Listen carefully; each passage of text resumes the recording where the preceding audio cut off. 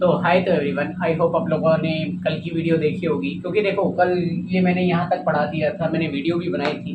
But वो video मेरे से एडिट करने में बहुत बड़ी गलती हो गई, डिलीट हो गई। इस वजह से फिर मैंने रातों रात आप लोगों के लिए वीडियो बनाई।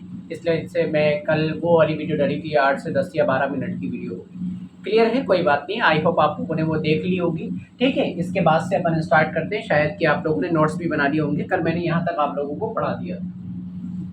ठीक है, मैंने पढ़ा दिया था कि जब अंड कोशिका का निषेचन होता है तो क्या होता है। ठीक है, युग्मनज बन जाता है, शिशु बन जाता है, भ्रूण बन जाता है, शिशु बच्चा बन जाता है, डिलीवरी हो जाती है, बच्चा बन जाता है। मान लीजिए कि अंड कोशिका का निषेचन नहीं हो तो क्या होगा। तो अब टॉपिक डालेगा अंड कोशिका का। टॉपिक डालो, जब अंड कोशिका का निषेचन नहीं होता। तो आप टॉपिक डालना कि जब अंड कोशिका का निषेचन नहीं होता तो फिर वो अंड कोशिका का क्या होता है। क्लियर।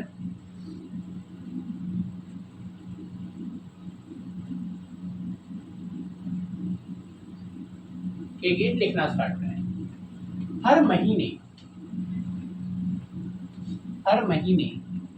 गर्भाशय क्या हर महीने गर्भाशय खुद को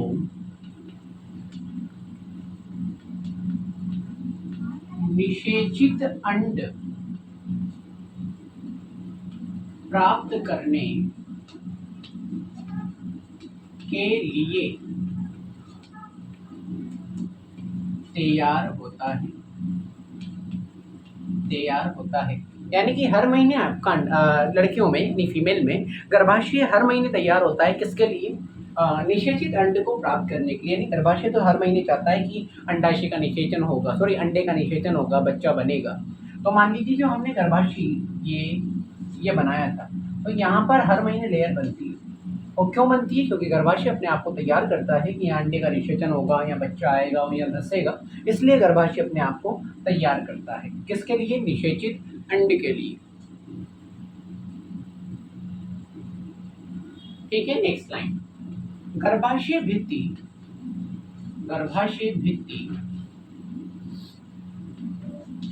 मोटी मांसल व स्पंजी हो जाती है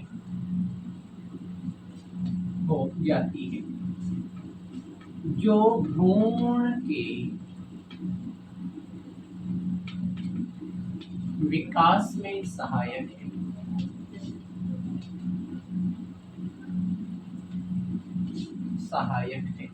यानी कि हर महीने गर्भाशय की भित्ति क्या हो जाती है? मांसल और स्पंजी। मांसल का मतलब है मोटी और स्पंजी का मतलब है लुकलुकी। क्यों होती है? क्योंकि गर्भाशय की भित्ति तो सोचते हैं कि बच्चा आएगा, हम उसको 9 महीने रखेंगे।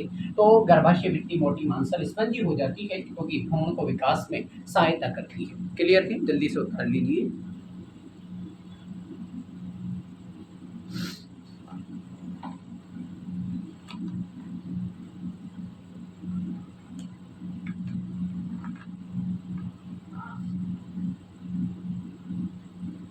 जल्दी उतार लीजिए।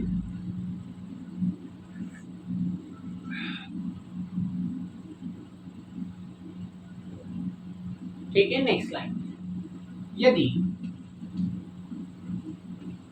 निषेचन नहीं होता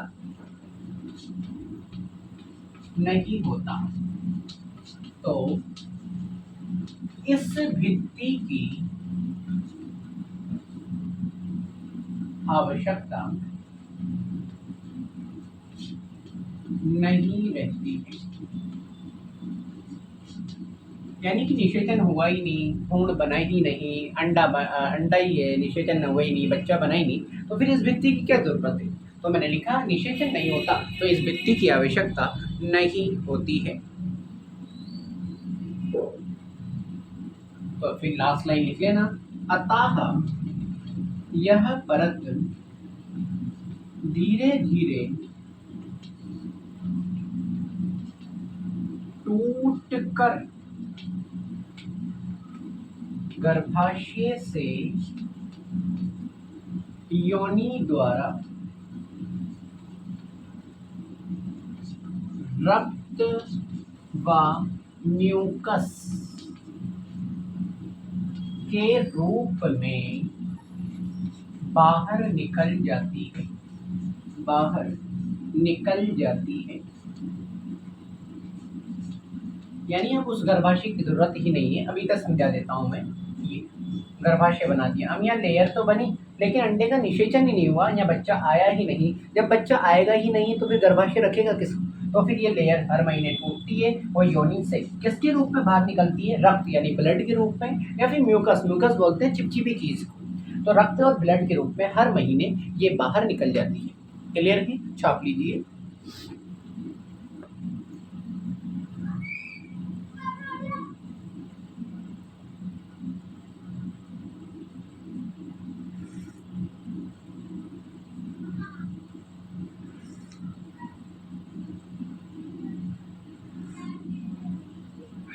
आई होप आप लोगों ने उतार लिया होगा। ठीक है, अब ये टॉपिक पूरा नहीं हुआ है, इसी में ही लिखेंगे हम लोग।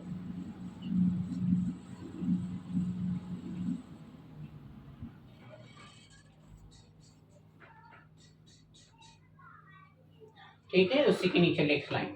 यह चक्र लगभग 1 महीने का होता है,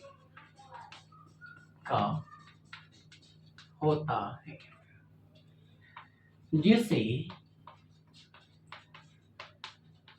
ऋतुस्राव व रजोधर्म कहा जाता है। यानी हर महीने एक महिला के अंदर, फीमेल के अंदर एक चक्र यानी साइकिल चलती है जो कि 1 महीने की होती है लगभग। तो उसे ही ऋतु चक्र, अंडरलाइन कर लेना, क्वेश्चन आया ऋतु चक्र और रजोधर्म एक ही नाम है। ठीक है, ऋतु चक्र बोल दो या साइंस में रजोधर्म बोल देते हैं, इंग्लिश में मेंस्ट्रुअल साइकिल बोल देते हैं, एमसी। ठीक है, तो एक महिला में 1 महीने में एक चक्र चलता है जिसका नाम है ऋतुस्राव या फिर रजोधर्म कहा जाता है। क्लियर है? Next line. 40 से 50 वर्ष की आयु में महिला में अंडे बनना बंद हो जाते हैं,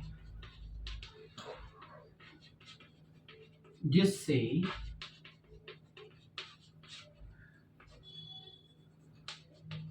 रजोधर्म भी बंद हो जाता है।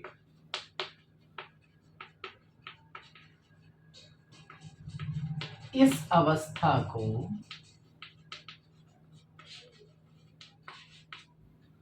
रजोनिवृत्ति कहते हैं। यानी एक फीमेल के अंदर 40 से 50 वर्ष की आयु जब आती है फीमेल की, लड़कियों की, तो क्या होता है कि महिला में अंडे बनना बिल्कुल बंद हो जाते हैं। उसी को ही बोलेंगे, जब अंडे ही नहीं बन रहे तो बच्चा कैसे बनेगा? जब बच्चा नहीं बनेगा तो गर्भाशय अपने आप को तैयार क्यों करेगा? तो इस वजह से वो साइकिल जो चक्र चल रहा था रजोधर्म, वो भी बंद हो जाता है। इसी अवस्था को यानी बंद होने की अवस्था को रजो निवृत्ति कहा जाता है। आई होप आप लोगों को क्लियर होगा, क्वेश्चन रजो निवृत्ति पे भी आता है। ठीक है, छाप लीजिए।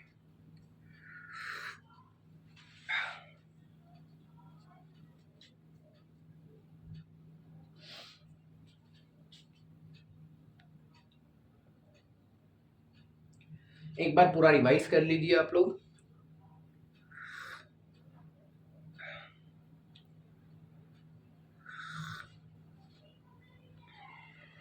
पूरा रिवाइज कर लो एक बार जल्दी से।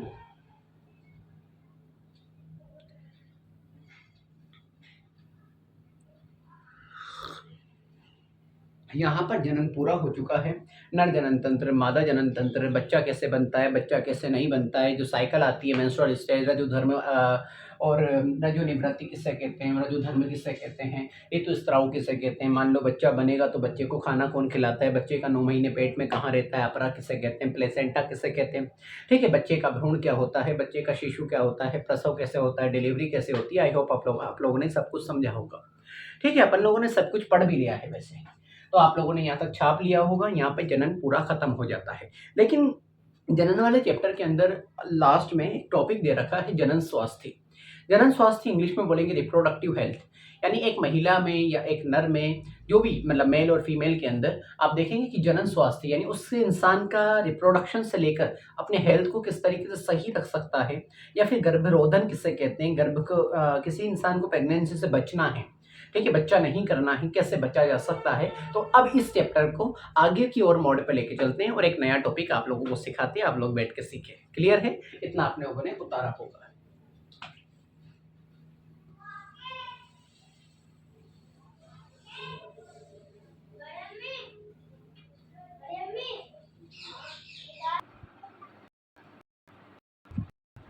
क्लियर, तो जनन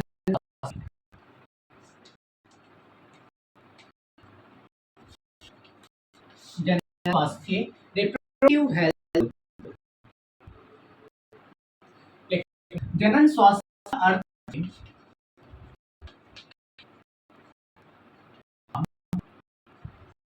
है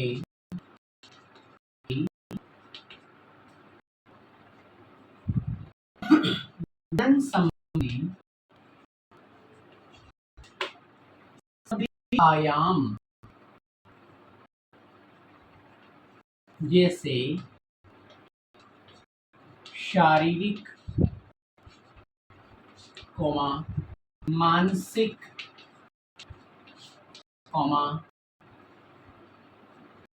व्यवहारिक तथा सामाजिक आदर्श रूप से स्वस्थ होना, ये जनन स्वास्थ्य है। ये जो समझिए कि आप बॉडी अपने आप को कैसे हेल्दी होने का मतलब है कि 4 तरीके से बॉडी का ठीक होना। पहला, शारीरिक, आपका पूरा शरीर ठीक होना चाहिए, कुछ भी कमी है तो आप बीमार कहलाएंगे। दूसरा, मानसिक, मानसिक बोलते हैं दिमागी, आपका दिमाग सही तरीके से प्रॉपर काम करना चाहिए, वरना नहीं कर रहा है तो आप बीमार कहलाएंगे। तीसरा, मानसिक क्या, व्यवहारिक, आप लोग आपका व्यवहार दूसरों के प्रति व्यवहार होना चाहिए। ऐसा नहीं कि आप निकल रहे हैं, दूसरा लोग गाली बक रहे हैं आप लोगों को, ये वाला कह रहे हैं कि यार ये तो ऐसा आदमी है। अगर आप व्यवहार भी गलत है तो बीमार कहलाएंगे। और लास्ट और क्या लिखा है, सामाजिक, यानी आपका आपके समाज के प्रति व्यवहार अच्छा होना चाहिए, यानी आपका समाज आपकी तारीफ करे। अगर आपका समाज आपकी बुराई कर रहा है तो भी आप बीमार कहलाएंगे। यानी एक इंसान की बॉडी का जनन स्वास्थ्य का 4 तरीके से सही होना, कौन कौन सा, शारीरिक शरीर का, मानसिक दिमाग का, व्यवहारिक व्यवहार का, और सामाजिक उसके समाज के प्रति व्यवहार का। चीजों का अगर सही है, हर तरीके से काम कर रही है, तो फिर वो इंसान जनन स्वास्थ्य यानी हेल्थ ही कहलाएगा, अदरवाइज वो बीमार कहलाएगा। वरना तो मुझे नहीं लगता कि आज कोई बीमार नहीं होगा। आई होप आप लोगों को क्लियर होगा। परिवार लो,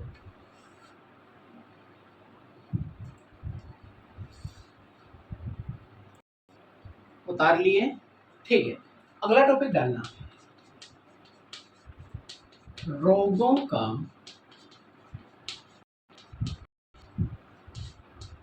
लैंगिक संचरण,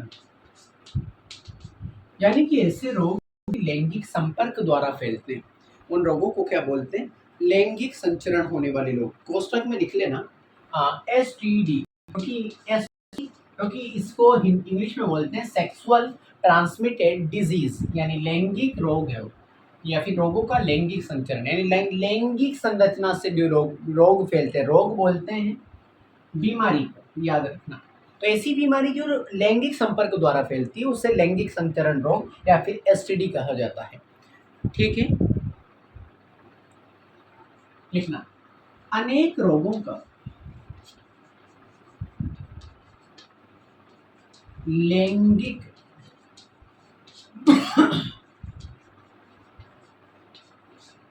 संचरण भी होता है।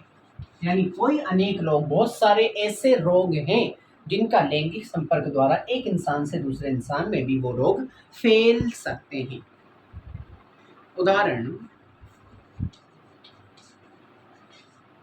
पहले लिखेंगे जीवाणु जनित, यानी कि जीवाणु बोलते हैं बैक्टीरिया को। तो जीवाणु जनित ऐसी कौन सी बीमारी है जो लैंगिक संपर्क के द्वारा फैलती है? तो दोनों बीमारियों के 5 स्टार लगा के नाम याद रखना। एक बीमारी का नाम है गोनेरिया, कॉमा दूसरी बीमारी का नाम है सिफिलिस। ये बैक्टीरिया यानी कि जीवाणु के द्वारा होती है और लैंगिक संपर्क के द्वारा फैलती है। यानी ये समझ लीजिए कि अगर किसी में ये बीमारी हो रही है और उसी के साथ संबंध, ये आप ये समझ लिए सबसे सिंपल कि किसी लेडीज को ये बीमारी है, अगर उस कैसे होती है तो उनके संपर्क बनेंगे तो वो बीमारी लेडीज के में हो जाए, उसी बीमारी को बोलते हैं लैंगिक संचरण रोग। तो याद रखना जीवाणु यानी बैक्टीरिया के द्वारा तो 2 रोग होते हैं, जिसका नाम गोनेरिया और एक होता है सिफिलिस। ठीक है, उसके बाद अगला लिखेंगे विषाणु जनित। विषाणु बोलते हैं वायरस को। ठीक है, तो ऐसी कौन सी लैंगिक संचरण बीमारी है जो कि वायरस से होती है? तो सबसे पहले इसमें आएगा, आप लोगों ने नाम भी सुना होगा, एड्स। एड्स और दूसरा बीमारी का नाम है मस्सा। तो ये एड्स और मच्छर ऐसी बीमारी है जिसको करने वाला कौन है? विषाणु। विषाणु बोलते हैं वायरस को, नीचे लिख भी देता हूं मैं वायरस को। जीवाणु बोलते हैं बैक्टीरिया को। ठीक है, तो आई होप आप लोगों को यहाँ तक समझ में आया होगा। मैं इस टॉपिक को तो पूरा कर ही देता हूँ जिससे कि हमारा लास्ट बच जाएगा।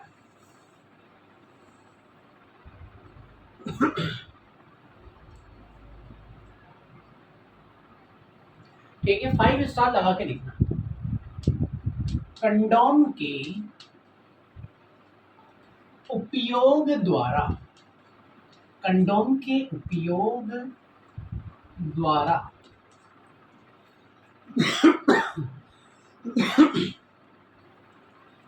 इन रोगों का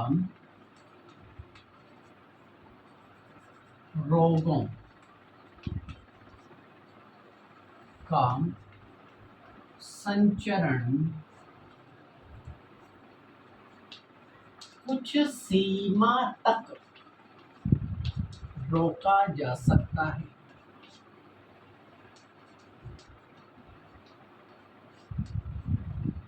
रोका जा सकता है यानी कि कंडोम के यूज से, कंडोम, फेमिडोम, निरोध वगैरह, कंडोम के उपयोग से इन रोगों का संचरण, ये जो बीमारियां हैं इनको फैलने से रोका जा सकता है। अगर कोई लैंगिक संपर्क बना भी रहा है, मैथुन क्रिया कर भी रहा है, तो कंडोम पहन के कर ले, तो अगर ये बीमारियां रोकी जा सकती है, मतलब ट्रांसफर नहीं हो सकती। अदरवाइज तो ये बीमारियां ऐसी हैं, एड्स और मस्सा वगैरह, कि अगर किसी को हो जाए तो इस बीमारी का इंडिया में या फिर इस दुनिया में अभी तक तो कोई इलाज नहीं बना। आई होप आप लोगों को क्लियर होगा। इससे इसकी एक और क्लास होगी बस हमारे पास, जिसमें ये चैप्टर पूरा हो जाएगा। उसमें पढ़ेंगे हम गर्भरोधन, यानी अगर किसी फैमिली को प्रेगनेंसी से बचना है तो किस तरीके से बचा जाए। ठीक है, तो मिलते हैं नेक्स्ट क्लास के अंदर। जब तक के लिए थैंक यू।